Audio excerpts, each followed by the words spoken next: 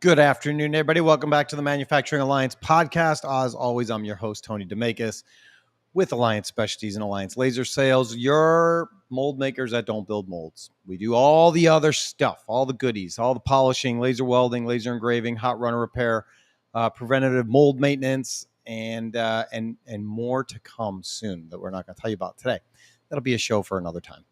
We also have a full line of laser welding and laser engraving equipment made here in the United States at Prairie Grove in our Laser Development Center. So you can come in and take some things for a test drive, see what works, what doesn't, and just customize laser applications to your needs. On top of that, we also have a sign shop in Macomb, Illinois. We are sign makers of Macomb. And so if you need something in that area, we are here now to help you out. Just so many different things. It's like one time we made a shirt that said, "We do that too." And it's like God thought it was a crazy cosmic joke, and he just keeps adding more and more stuff, which is good, right? That's what we want. So we're not complaining. We're here and happy to help out however we can in any way, shape, or form. So yeah, whether that's production welding, whether it's laser welding, whatever it is, we want to help you out and we want to make a difference for you. This is a live show. So we've got people watching right now. Thank you for watching. Thank you for being here. If you are with us, do me a favor, put your name and your company in the chat. Why? Because we would just like to say hello to you. Everybody wants to get a little bit of recognition, and marketing is so hard. And getting just, people seeing your face, your name, your company name, that's part of the game. So put your name in the chat, say hello, and join our conversation. We got a lot of stuff to talk about today. It's going to be a lot of fun. Here's a small segue. So, let's do the golf outing first, huh? Golf outing. People are asking, when is the golf outing? I know, we have a lot of fun. We barely play any golf. You don't have to be good at it at all to play golf with us. You just have to be willing to come out, sometimes look like a fool, and more importantly, want to make a difference and donate some money. So this year's Alliance Charity Golf Outing is September 22nd. It is going to be at the same location. Again, we love that course. They do a great job for us. We will be supporting our friends at iWarriors once again. And if you don't know what iWarriors is, it's a great organization that provides iPads for combat wounded veterans, so that they can feel seen, so that they know that they're cared for. The iPads have special software on there to allow them to work through PTSD and other needs. So please come join us. Spots are going to fill up. We are going to fill out this outing. Do not wait till the last minute. I promise you it will fill out. So just go to alliancelasersales.com/golf, and you can register to come play golf or be a whole sponsor, or honestly, just donate some money. But I think you're going to want to be there. I've only had one person ever tell me that they've been to the outing and they won't come back. But they also send a foursome every year. So it's just not their bag. They prefer serious golf, and that's not us. So the fact that you don't golf is not an excuse not to come. So join us. Mold making conference. I don't think we have anything for that yet because we're still in the loop. Maybe you do. She's looking at me like we might.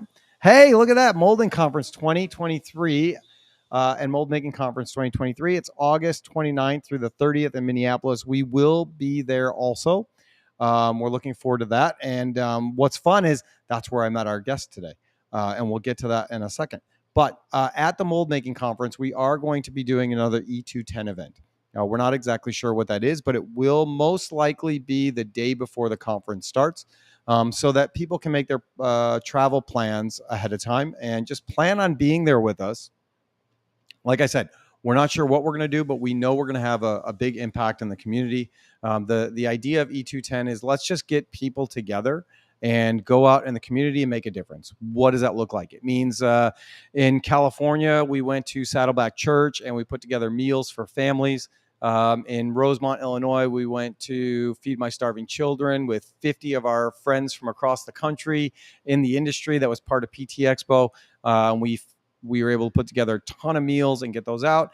And then when we were in Grand Rapids, we worked with an organization called Kids Food Basket.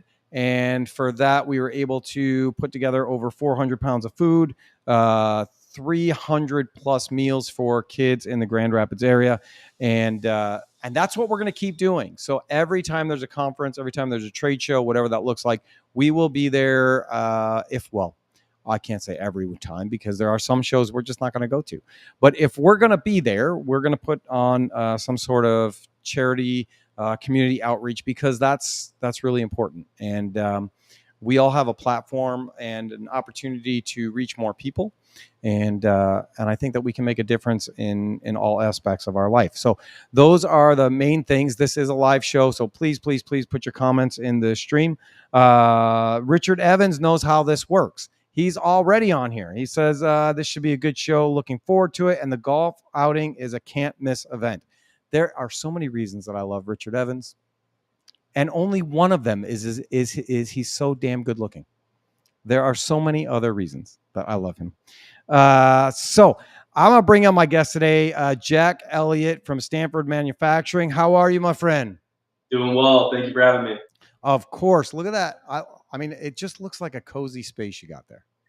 It's not a bad work from home environment, that's for sure. No, I like your couch. I got a couch similar to that in my office now. I like that color. It's nice. It's a little bit retro, a little bit vintage, right? Oh, yeah. But it's stylish. I like it. Well, thank you. No, I appreciate it. Yeah, so you and I met at the molding conference last year. There's just a bunch of guys hanging out at the NASCAR Hall of Fame, right? Drinking some beer, walking around, trying to figure out what we're going to do. And so why not just, start talking and hitting some things up and networking? What a novel idea. Yeah, absolutely. And kind of going off of everything you were saying in your intro, I really love all the philanthropy stuff that y'all put on that you do. I got to check out this golf tournament.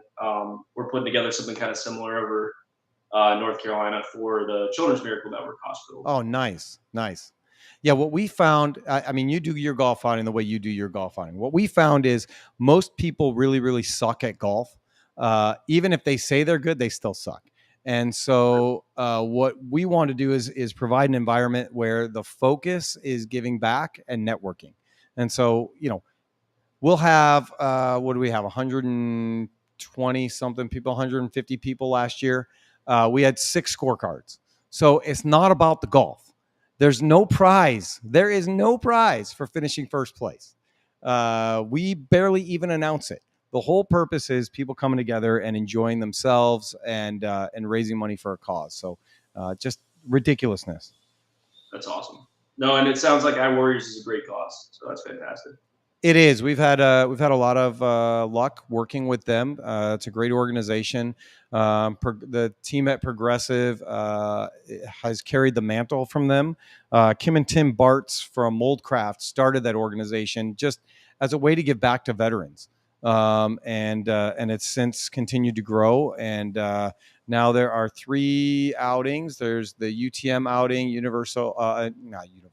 United Tool and Mold with Scott Phipps and his team. Rick Finney at MR Mold, and then the Alliance outing as well. So all kinds of different opportunities to do that. Richard Evans is already saying when your outing is, you're going to have to let us know. We're going to put together a team for the event. Awesome. So there you go. And Scott Kramer from Mantle also says he wants to be part of that team. So we almost have a foursome filled up for an outing that you didn't even announce yet. I love it. No, I'm looking forward to it. Thank you. That's the way that this works. So, Jack, tell us a little bit about who you are and what the company is. Yeah, sure. So, my name is Jack Elliott. I'm the director of business development, technically for a company called ForShare LLC, which owns and operates Stanford Manufacturing. ForShare was started in 1999 in the basement of my childhood home by my dad. At the time, the company was called Battery Filling Systems of the Americas, and we were a wholesaler of a German product line. So up until 2008, that's all we were doing, is just wholesaling this German product line. And in a long story short, we ended up separating from that business, starting our own proprietary product line called Battery Watering Technologies. That was 2008, 2009. Since then, we started making all of our own products here in North Carolina. We started manufacturing everything in 2017 right here, and that transitioned us into being a injection molder. So that was kind of the birth of Stanford Manufacturing. And since we've launched some other proprietary product companies and a small real estate division as well. So all of that is under the ForShare umbrella, but injection molding, Stanford Manufacturing is the core of everything we do, and that's been the center of our growth the past 3 years. So yeah, a lot of stuff going on there. It's so much fun working in the business that your father started, isn't it? Absolutely, absolutely, and I we've mean, got a great team. yeah, it's got its challenges, but it's also got its rewards for sure, right? Yeah, definitely makes for a lot of fun at Thanksgiving when you work with 10 of your closest family members. You work with 10 of them. Just about uncles, aunts, cousins, whole thing. You got me beat. You got me beat, and that's not me saying it in an envious way. That's not a Yeah, record I want to take the mantle from. yeah, It can be challenging, but it's awesome, right? I get to be partners with my uncle. My mother still works here. My dad is retired. My brother's down in Macomb now running our sign shop division, which is a crazy thing that's working out. But when God gives you an opportunity, you don't say no to it, right? You just like run with it. And so, yeah, it's definitely hard. You go to family parties and people are like, would you guys stop talking about work? And it's yeah, just, you can't shut it off. exactly. So when you guys are doing the injection molding, are you newer to that space? Is that a newer thing? Has that been going on for a while? It's been going on since about 2017. Okay. And we were just making our own proprietary products until really about a year and a half ago. That's when we started bringing on outside customers. The purpose for this is, we wanted to kind of develop the secret sauce of injection molding and really uphold the quality side of what we were doing. Yeah. And we started looking around. We had a brand new modern facility. All the machines are 2017 and newer. A lot of Millicron RoboShots, DC presses. We had a fantastic team. We're making really high quality products, and it kind of turned into why don't we try to do stuff for other people. And that really developed us off of where our success was at BWT with immediate lead times, insane customer service, and high quality products. And those are our three core components that we transitioned from one company to the next company to drive manufacturing further. Yeah. And so it's awesome because I think when I saw you at the molding conference, was the injection molding side of it as relevant, or is that still even newer than that? I don't even know that it was as relevant when we got together at the molding conference, but we went from 4 presses to going on 11 in just a year. Wow. We're building a 10,000 square foot building next door right now that's going to be all warehousing for finished goods, raw material, mold storage, and then we own a building as well that we're going to be expanding into here shortly. So that'll give us about a 40,000 square foot footprint just for the manufacturing division. So things suck for you right now. I mean, we are certainly blessed. We've got a great team. We've all kind of come together behind this common cause, and we took this Chick-fil-A mindset from one business and applied it to the other, and it's just been going great. Okay, so now let's dig in. What is Chick-fil-A mindset? So, because I like it. I like where you're going. Well, if you don't mind, I'll tell you a quick story. There's a book. It's called Learning to Lead Like Jesus, and they tell a story about Truett Cathy. And Okay. this is in the late 1980s. Essentially, the story goes that Chick-fil-A is coming up the same time that Boston Market, Boston Chicken Company at the time was coming up. Yep.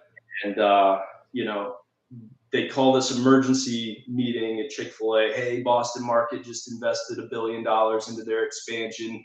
We're going to get driven out of market share. How are we supposed to grow? How are we supposed to compete against Boston Market? And they're kind of all going back and forth. At least this is how the story in the book goes.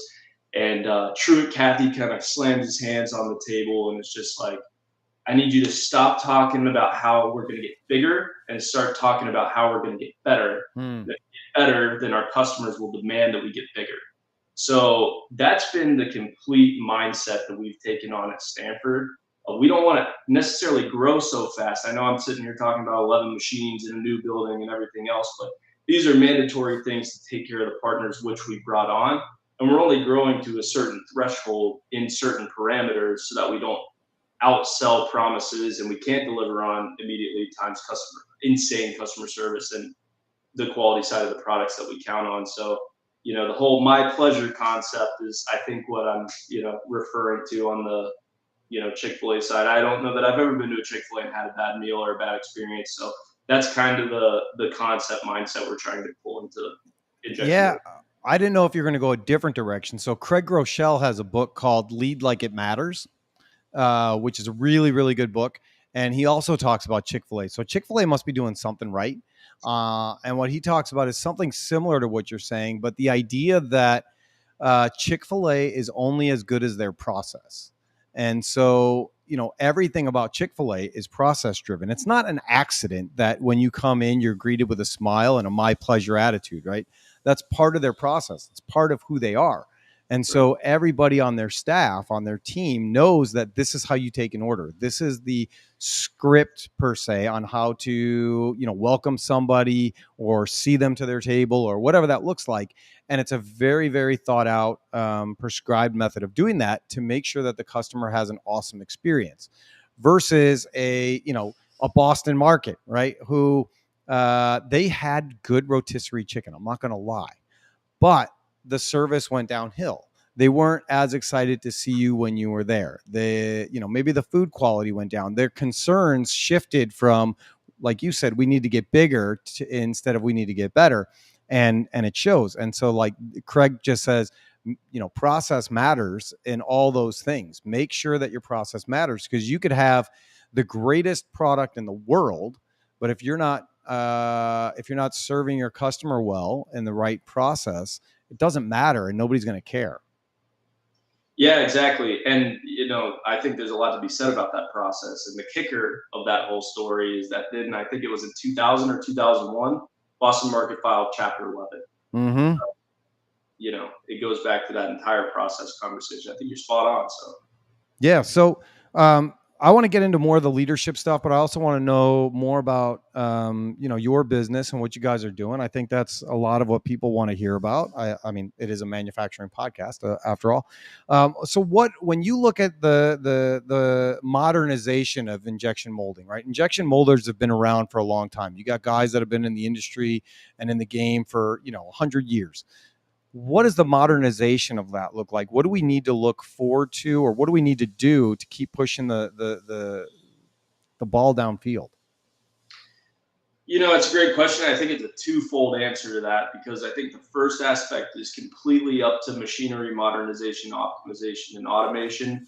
I think the second part of it is truly on processes, and I can get into some of the specifics on what specifically we've brought on to our processes. But, talking first about the automation side of things, every single press that we've brought in house, we haven't looked at it just as a cost of, okay, we're bringing on a 55-ton press or a 165-ton press or a 500 or a 1,000-ton press. That's not the only cost we're anticipating when we're ordering a press today. Okay. Today, every single press we bring on has a robot of some aspect to it, whether it's even something as small as a screw picker. It's going to grab, regrind, and drop it off machine side, so that eliminates operator time.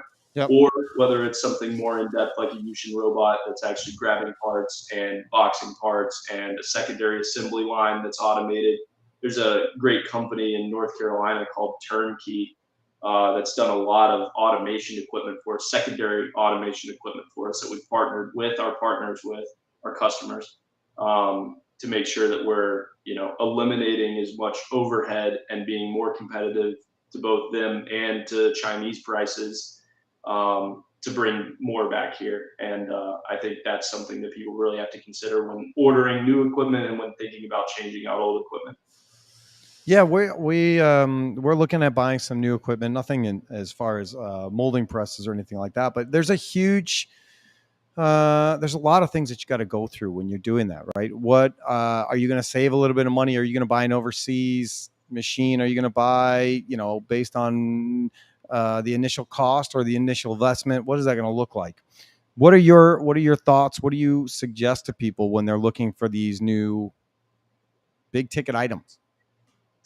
Well, I think you get what you pay for. Yeah, So that's been one of our biggest concentrations is on buying something that's really high quality. I mean, the more, you know, a lot of people just look at the bottom line number and they don't think about what they're getting and how long that's going to last for.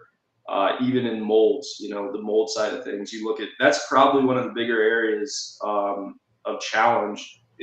Just honestly, especially on the injection molding side, as you know, a lot of people look at the bottom number for mold cost and they're like, oh, it does the same thing. Well, it really doesn't. right. So I think it's that whole concept to get what you pay for, and spending the extra money on the better equipment is going to take you a long way in the next 15 to 25 years. Yeah. Well, let's dig into something that I feel that I'm a little bit passionate about being manufacturing in the US, right? Um, the future, what you see, what you're hearing as far as the future of manufacturing in the US versus, those overseas areas, China or I'm hearing like, Portugal, all these other places that are doing molding and mold building. What are your thoughts on that? And before we do, Scott Peters, he just chimed in once again. The chair of the Mold Technologies Division, the SPE Mold Technologies Division, Mr. Scott Peters is joining us. He also wants to come play golf, so apparently we have a foursome. And he says it definitely requires a relationship. Here, we'll just put it up here. How about that? Definitely requires a relationship and an understanding of what both sides expect in a tool or a machine. Having a long-standing relationship is key.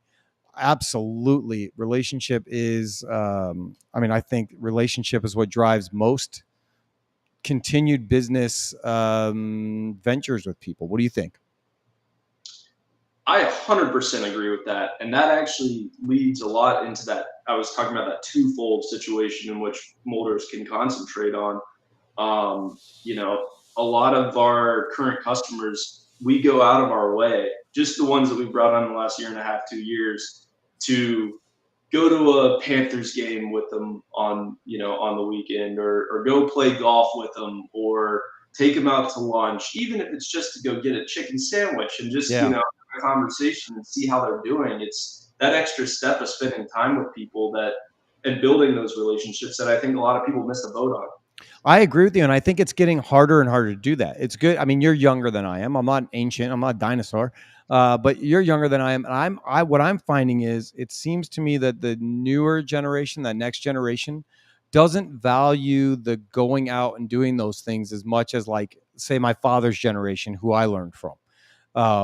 Just trying to get somebody like, hey, can we go out and get lunch? I'll come in a little bit early for a meeting. We'll go have lunch. And people are like, no, why don't you just come at 1? Go eat first. And I don't get it. Sometimes you go out to the trade shows and, guys just want to disappear and go to bed and whatever. And I'm thinking we're missing a major, major part of that relationship building. That's how you get stuff done. Definitely. I think a ton of it has to go down to creativity, because I absolutely see exactly what you're saying. I mean, half the people I interact with, they're like, no, it's fine. Just, show up at my office and whatever. And you almost have to bring a gift without giving a gift, or go Sure. that extra mile to at Christmas, send them a little like charcuterie board to their house, or find a way to just get in one extra way to show them that you actually care, that you've gone one step further. I text every single one of my customers on every holiday. Yep. They probably hate it, but it's just hey, just want to tell you Merry Christmas. Hope remember their kids' names, their spouse's name, and hope that y'all are having a wonderful day with your family. I think they have appreciation out of that. I think there's huge appreciation out of it if it's authentic. Yeah. Right. I think there's a lot of people that read that in a sales or a business book sometime, and it just becomes like a swarmy salesman tactic instead of a genuine outreach of friendship and relationship. And I think it depends on the person. I mean, you can tell right away if you're being sold to, or if that person generally cares and wants to hang out and go do something. outside of just that business side of a relationship. Well, and you just hit the nail on the head. I mean, it all comes down to delivery, you know? Mm-hmm. It comes down to delivery and actually the care behind the message. So, Yeah, no, it's good. Scott is throwing out some more stuff. He says when we were talking about the future of manufacturing and the challenges and the relationship side of things, he added, it doesn't matter if it's onshore or offshore. You can get stuck on either side of the pond when you're doing manufacturing or building relationships of sort. I'm kind of on this soapbox right now, and it's one of those things that could piss people off one way or the other. But I'm not. I took it after my father, where I'm not really like a middle of the fence kind of guy, and so I feel like as American manufacturers, that has to be our push, right? Like you said, you guys are taking steps to make sure that you can make more parts in the U.S. To make you more efficient, to take Vietnam out of the equation, to make sure that you have what you need so that you can deliver for your customers, to increase your ability to turn over supply quickly, all those things, right? And I just feel like that has to be our focus. And I think during COVID, we had a real opportunity where a lot of stuff came back home. A lot of manufacturing came back home because you couldn't get stuff done in China. Or the delays were there, or they were completely closed down. And so we had to find a way to get things made. And things didn't stop getting made. It was just that everybody was really, really busy. And I think it was good for our economy and our country. And then if you go back and you listen, it's like I was a prophet or something, sadly. And it was that idea that hopefully we remember what this is like right now, and we don't go back and get greedy and say, I could save a couple $1,000s if I just offshore this. right. And then we do. And now you got mold shops closing all over the place. You got people that can't find people to do work. You got people that are slow right now. And then you have products that are still being made, but we're just sending it all off seas. What do you think? Am I off base? Am I crazy? No, I think you're spot on. I think 50% of the inquiries that we've gotten in the last year and a half have been companies that are looking to onshore. Okay. It might be a little aggressive on the I'd say about 30%, and the other 70% is people, bouncing around shops as people do, looking for a better lead time, better customer service, better price, better whatever it might be, right? But the other 30-40% has certainly been people, trying to bring their products onshore. And it does scare me. It scares me that people would try and cut corners down the road after the next couple of years. They'd forget how good it is, to be here and have all those things that we talked about. You definitely saw a lot of people start to look and flee over the last 2-3 years, especially with the price of shipping containers going up 10x. Yeah. But I agree with you 100%. I think you're spot on. We were just at the AMBA conference, right? And this is where my soapbox comes from. And Richard Evans has heard me say this, and so it won't be a shock for him. He might be cringing because he knows what's coming. But we're at the American Mold Builders Association National Conference, right? The AMBA. This is what it's for. It's for American mold builders to continue to push and build our industry in manufacturing. And you come to find out that there are all these companies within the organization that are offshoring a number of tools. And then you have Troy, who I love. I love Troy, and he's up there and he's talking about how the organization was started in the basement of a bar with industry leaders trying to figure out how to grow American manufacturing. And call the guy next to you, call another mold builder and ask them to help you take on work. If they're slow, we got places closing all over the place, and that's true. But they're closing. I don't know if it's closing out of greed or greed from other people offshoring, but we have people here that want to build tools. And we're part of an organization that's awesome, a countrywide national organization that's fighting to keep manufacturing in the United States. And we have members within that organization who are going against what the name of the organization is. And it makes me completely crazy. And again, I'm glad not many people listen to this because they might get mad at me, but it just makes me crazy. Like it's not the World Mold Builder Association, it's the American Mold Builder Association, and I think that has to mean something. Yeah, 100%. And that it goes back to a lot of the automation side of what we're talking about on, our injection molding side of things, because we're trying to be as cost competitive overseas as possible. But to be totally honest and transparent with you, the mold building side is where we lose out a lot of times. A lot of people that are coming on board and they have a new package, obviously as an injection molder, I have to take all their files, all their information, go out and source tool options, bring them back to them, give them production costs and everything else, and essentially try to be competitive. And a lot of times I lose out because like, oh, I got this tool over here for, $26,000. And you're like, that's 70% lower than the lowest tool I quoted you. Are you sure that tool is being made here? Oh, I'm not sure where it's being made, but we're going that way. Right. Okay. And then they say that they have an American made product when they're buying parts of their tool that are being made other places. And it just seems to me, it kind of seems disingenuous. And I think that if we're really, really, really serious about bringing manufacturing back and industry back, then we have to be serious about it. And we have to do that as a whole. It's like when we have the conversations about recycling and how everybody wants, all the consumers want sustainability and they want recycling and they want great wages for employees and they want healthcare and they want all the things. And we all want the same thing, but that has to come at a cost, right? Like things have to cost more money in order to get all of those things that we want. And we have to be able to do that. We have to be able to accept that as an industry. When Mr. Molder comes in or somebody wants a product and they say, listen, I want you to get me offshore pricing for these mold builds because I hear that it's cheaper. Maybe we have to have the integrity and say, then we're not the right shop for you. We're not going to do that. Well, and you hit the nail on the head just now with the price concept. I have had a ton of people come on board this last year and a half to, they want to start talking about sustainability options. And we've gone out and we've sourced plenty of options for them. We've been running ocean plastics, which has been something very exciting that we've worked on lately. So that's plastics that are ocean bound, heading for the ocean, and they've been, recycled. We've done 100% recycled materials. Those screw pickers I was talking about, we have the ability now to drop the screws machine side, regrind a percentage, and shoot them back into the press immediately, giving customer specifications.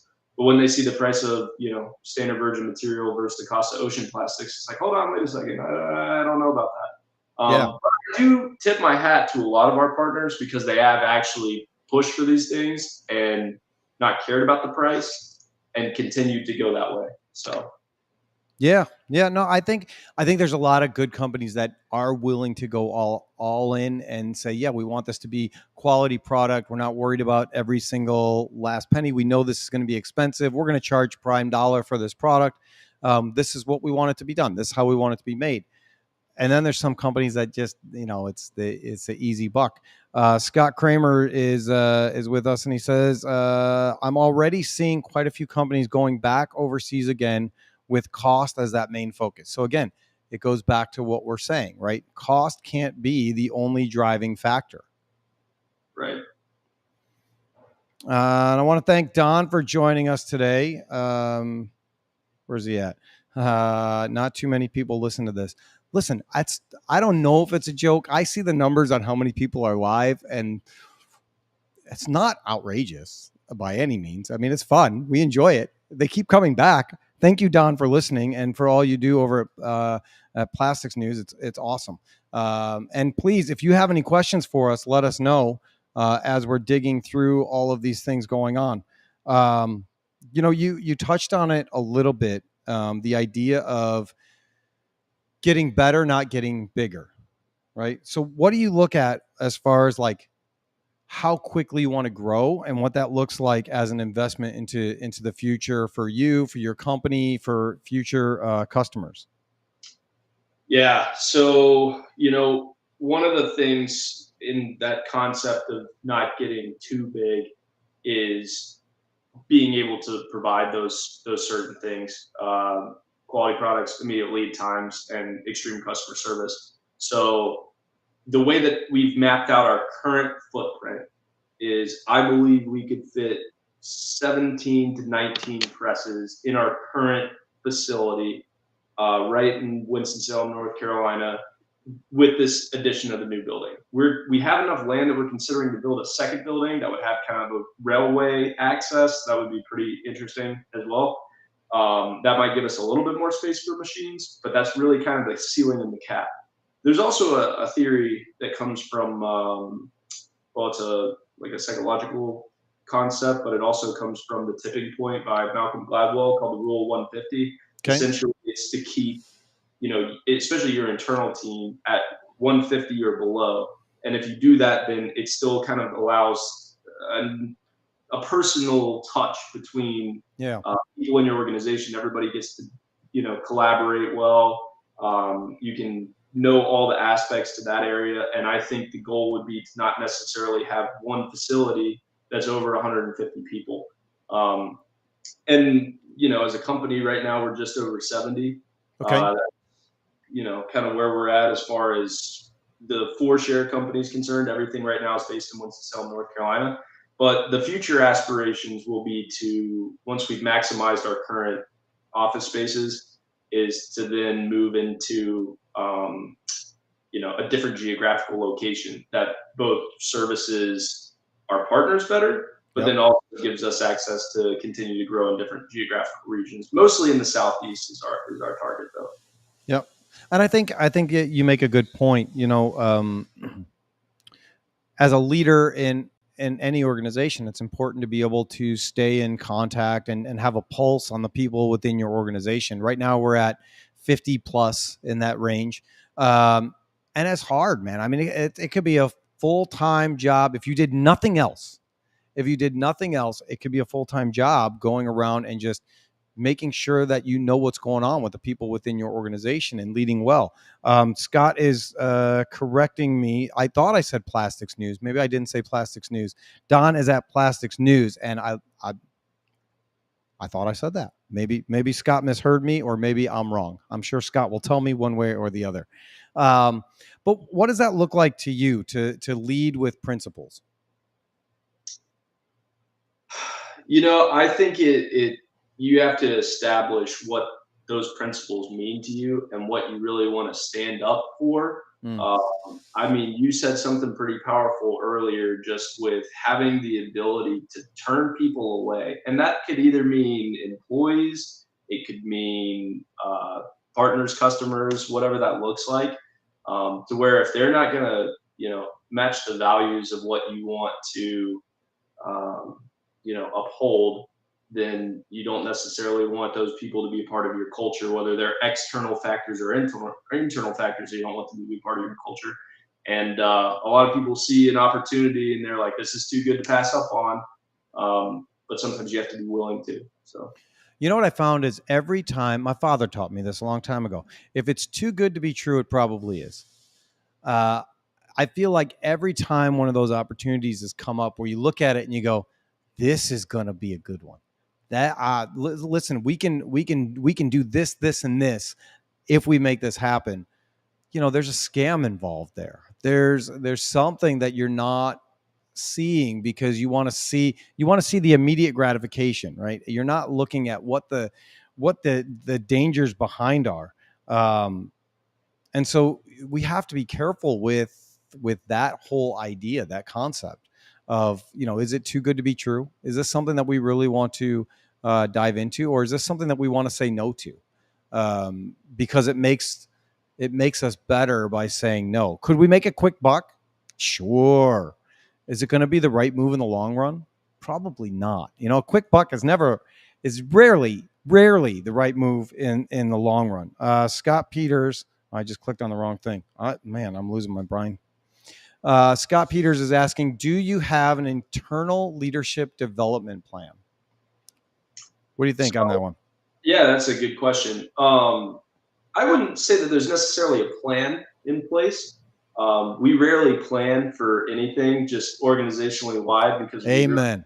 What's coming next, we can only really try and keep pushing forward. But as far as what we do for leadership development, in our company wide, we have a really good culture of both veterans in the Hmm. industry and a lot of young people as well. It's a good mixture. One of the best things that I think we're solid at is that all the all the principles that have made us successful for the last almost 25 years. We're about to celebrate 25 years in about a year. So in the last 25 years, what's made us really successful has been following the principles that have gotten us where we are today, but then allowing these young people to come in and help develop us into the next phase of what's going to take us further. Yeah. We identified some really great young people, and we've taken good care of them to make sure that they want to stick around, and that they see a future path for them in the company as well. And we've also taken a lot of people that started off on the manufacturing floor and are now moving their way up the ranks and are working in account management roles and leadership roles and everything else. So identifying really good people and then helping them to make sure they have the tools necessary to grow. Yeah, I think that's really important. I think it depends on what you're talking about, Scott. I'll just pose it to you if you want to add something else. When you say an internal leadership development plan, man, that can mean so many different things. I'm a firm believer that everybody has influence in whatever situation that they're in. And you only have so many quote unquote leadership positions within an organization, right? People that are in charge of different departments. You look at a hockey team, right? Or a football team. You got Tom Brady on the back, right? Arguably one of the best leaders. You can look at the way he does things, the way he yells at people, but he gets the most out of his players and he fights for them, right? He'll throw a pass that he doesn't necessarily need to throw. I mean, there was that story he wanted to get the guy the bonus. I don't remember the exact story. Yeah, He yeah, wanted to get the guy the bonus. He probably shouldn't have thrown the ball again, but the guy had to get X amount of catches and X amount of yards. So he throws him the ball when you don't need to, just to help his team hit that mark, right? So he's an example of an excellent leader, but he's also a lettered member of the team. He's a captain on the team. He is the quarterback of the team.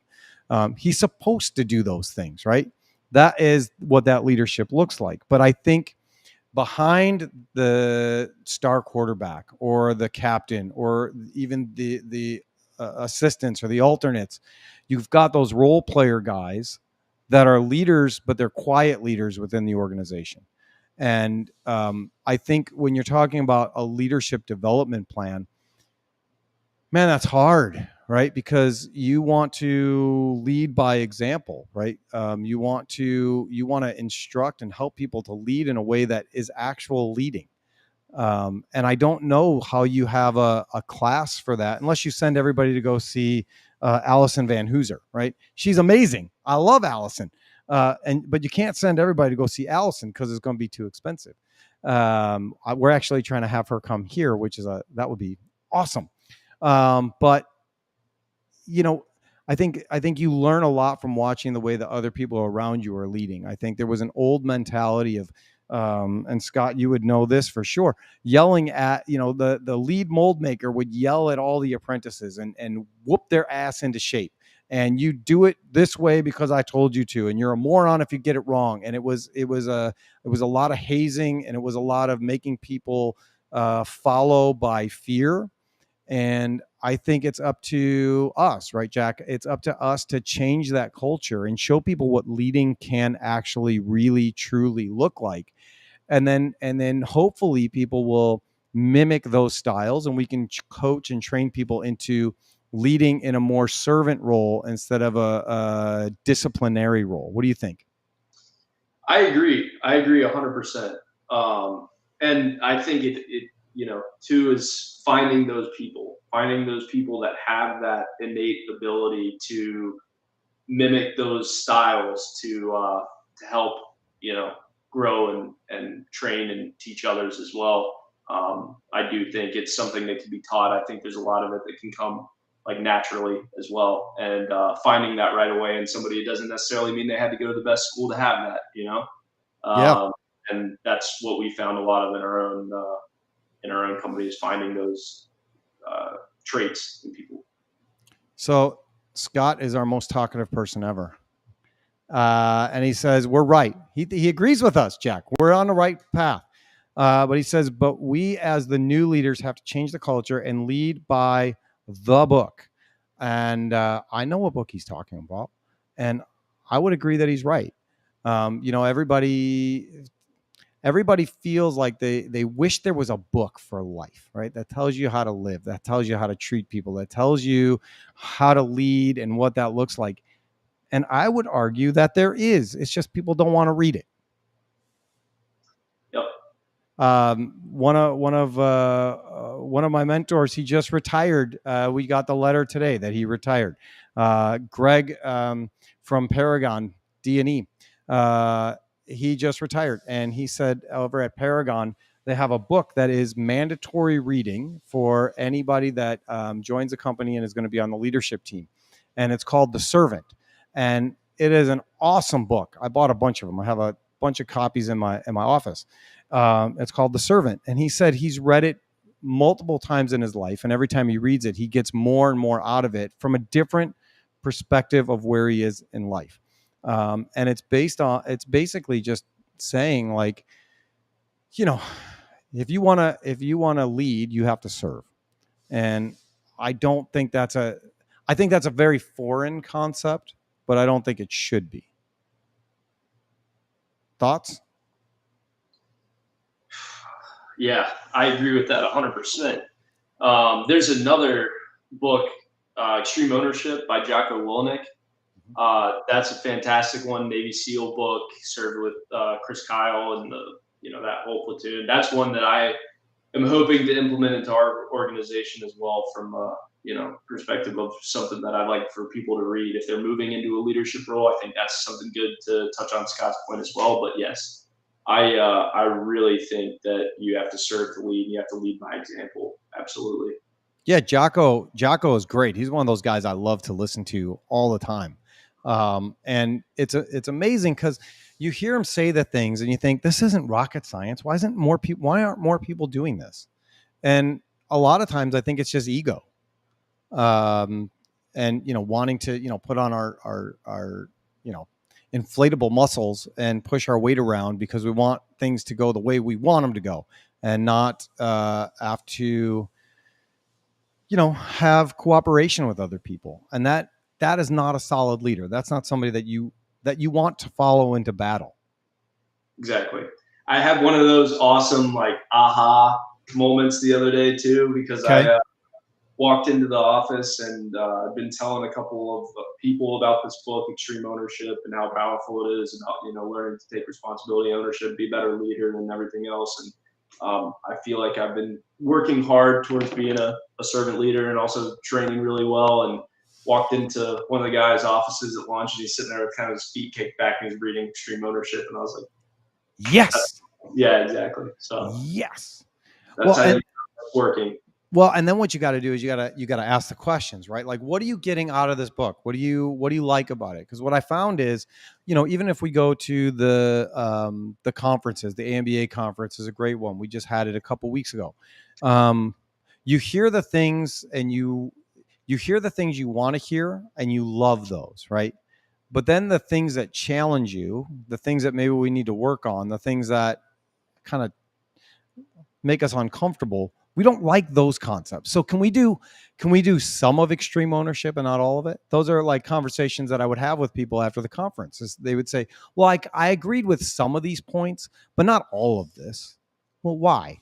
Because those are the things that you're maybe already good at, or those are the things that your organization is already doing. And so in order to take on these other things that are going to work, that may work, it's going to move your cheese, right? There's another one of those books.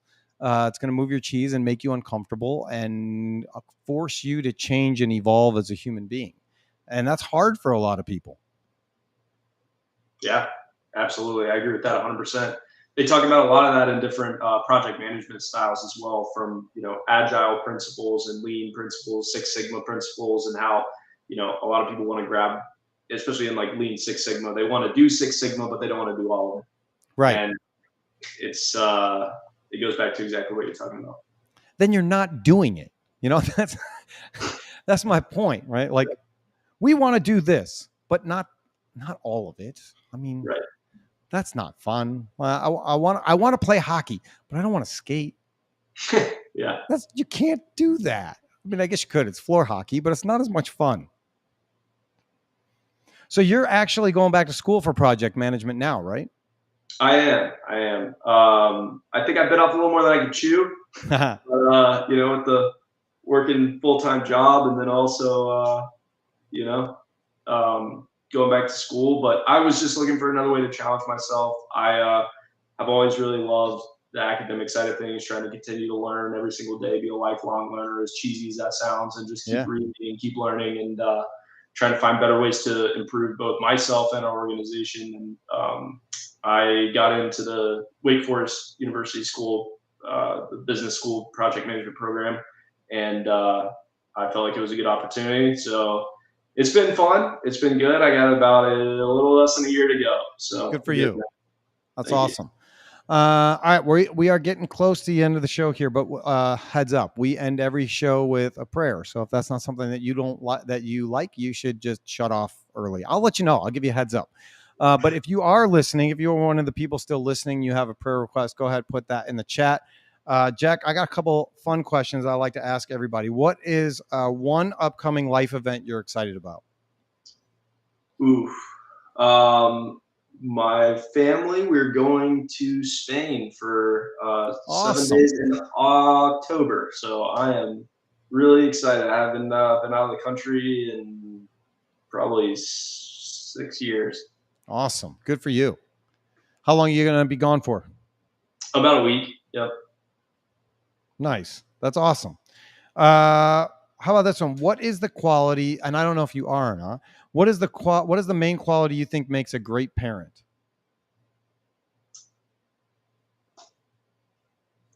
I think listening and being empathetic. I think that, a lot of times, especially as I've gotten older, the one thing that I'm looking for out of my own parents that I want to be good with, my kids one day is just being able to hear them out and be that person that they want to go to when they have something that's going on in their life. I want to be that support for them the way that my parents have been that support to me. And when I don't know where to turn, I've always, turned to them. So they're always there to listen and be empathetic and give me good advice. And I hope that I can do that when the time comes for me. Yeah, I think that for me, I mean, you hit the nail on the head. I think that's just part of being a leader. And I think when you're a parent, you're a leader of your family, right? You're a leader at home. And so you need all those same positive qualities. One of the things that my son and I have finally got to a place of is he knows that we can have conversations about anything, and I'm going to hear him. I might be disappointed, right? And I can let him know that I'm disappointed, but I'm going to hear him. And there's nothing that's going to be insurmountable for us to get through together. As long as he knows that he can trust me and we can have conversations about the difficult things in life, then life isn't so difficult. And we can work through those things together as father and son and as friends and as just like someone that he can trust. And so I think you're spot on. And I would encourage, everybody that, again, that model has changed where it was like, because I said so. I hate because I said so much. It is like my least favorite thing in the world.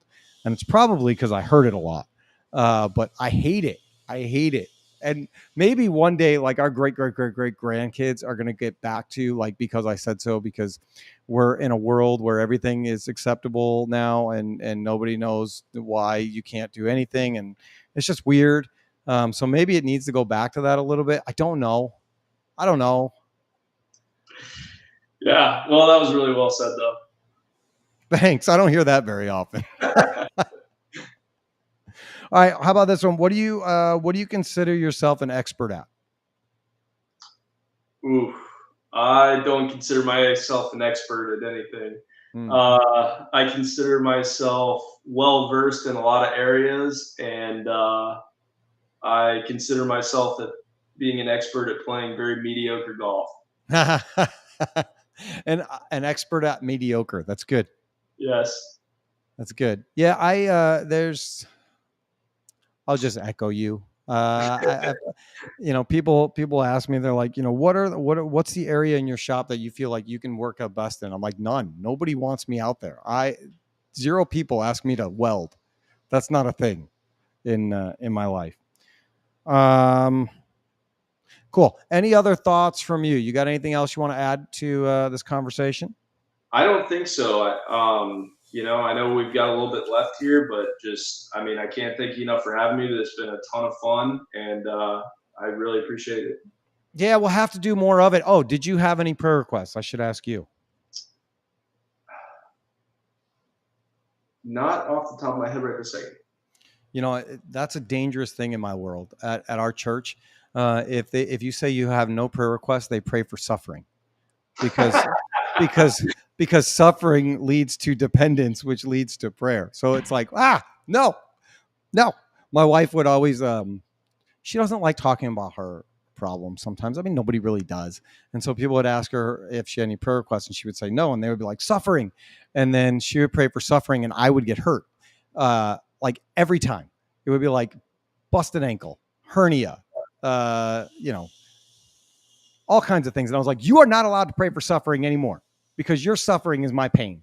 And that is not okay. No, I appreciate it. Thank you. All right.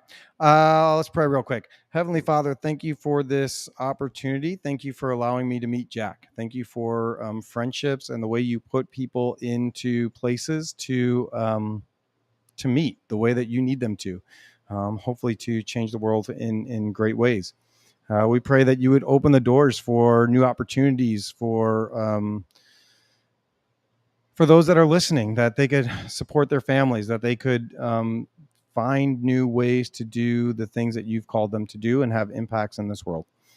We pray for those who are struggling with depression and loneliness and sickness, those that don't know where to turn, that they just feel completely lost and shut out.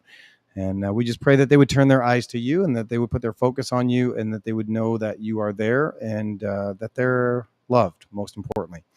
And so we just pray that you would be with us all, that you would bless the people that are listening to this and bless the people that they know that will never hear it. And we just thank you for the opportunity to serve you through the people that we are called to lead. And we just pray that you would give us the power and the wisdom to do that well. And we give you all the glory. And it's in Jesus' name we pray. Amen. Jack, my friend, thank you for being on the show. Thanks for some of your time. I'm super glad that we met and hung out and drank some beer at the NASCAR event and just had some fun. Are you going to the conference this year? In August in Minnesota? Yeah. I actually, I'm not positive right this second, but I would like to. So I'll get on that today. All right. Well, let's figure something out and have a repeat of last year and it'll be wicked fun. So for those of you that are not sure if you want to attend, it's a good time. It's a lot of learning. It's a lot of education. It's a lot of people talking at you with a ton of knowledge. But it's worth it. It's worth it even if you don't get anything out of the speakers. It's worth it because you get to build relationships with people like Jack. And so, it's a small price to pay for friendship and somebody that you can lean on and ask questions to and help you grow. So, Jack, thank you for being there and hanging out with us. It was awesome. And thanks for coming on today. Appreciate you. Yeah, thank you so much, Tony, and likewise. And hopefully I'll be seeing you in August then. Sounds good. Have a good one, bud. Thanks. All right, everybody. That was another, I think, good show, but I'm biased. I would love to hear if you hated it. I mean, it might hurt my feelings a little bit, but that's how you get better, right? Continuous improvement. That's the name of the game. I am open to criticism. You can tell me what I need to get better at. Just don't tell me to quit because that's not an option. I want to thank everybody for watching, for listening. I want to thank Jack for being part of the show. Super smart, awesome guy. Man, I was super impressed with him at the molding conference. And then a couple weeks back, he was like, I would love to be on the podcast. And I said, yes, I'd love to have you because that's what we want to continue to do. So if you know of somebody that would be good to the show, please, please, please point them in our direction. Have them contact us. We want to tell their story. We want to tell your story. We want to know what makes your business have success. What are the things that you're passionate about that we can share with the world? The 10 people that listen. That's fine. It's kind of the world. But if you want to be part of the show, you can just contact Vanessa at vanessaf@alliancelasersales.com or put it in the chat, and we'll see it and we'll reach out to you. It's really, really, really that easy. We're on LinkedIn, we're on YouTube, we're on Facebook. Just find us, send us a message. We love talking to people and we want to share your stories. So on behalf of myself, Alliance, Stanford Manufacturing, thank you for watching. Thank you for listening. Take care and God bless.